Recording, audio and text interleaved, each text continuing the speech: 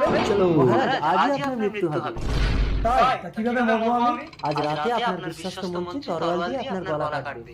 ঠিক আছে, আজ রাতে তোকে বেঁধে রাখবো। যদি তোর কথা মিথ্যা হয় তোর গর্দান নেব। ঠিক আছে, আর যদি সত্যি হয় তাহলে কিন্তু আমি রাজকুমারীকে বিয়ে করব। অবিকল মানুষের মতো হয়েছে, এবার চলে এলো বাবা।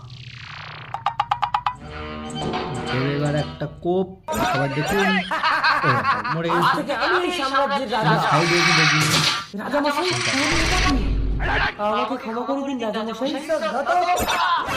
মেরে দিয়েছে আজ তুমি আমার জীবন বাঁচিয়েছো হারু। বাবা তোমার সামান্য জীবন বাঁচিয়েছে, তাহলে আমি তো এই বিয়ে রাজাকে হবে না। বিয়ে করতে পারবো না। হারু, এই সামান্য মেয়েদের গুণে একটা রাজা আমার গুণ যোগ্য হতে পারবে। এটা সামান্য গুণ মহারাজ, বলুন কোন গুণ থাকলে আমি রাজকুমারীকে বিয়ে করতে পারবো? যমরাজ আমার রানীকে কিনে নিয়ে গেছে, তুমি কি পারবে তাকে ফিরিয়ে আনতে? জমরাজ, রানীমাকে ফিরিয়ে দিন। জমরাজ, রাজামশাইকে তো আপনার তুলে নিয়ে যাওয়ার কথা ছিল, কিরকম মৃত্যুটা ক্যান্সেল করে দিলেন দেখেন। এরকম সারা লোকের মৃত্যুর রহস্য বলে দিলে কিন্তু আপনার ব্যবসা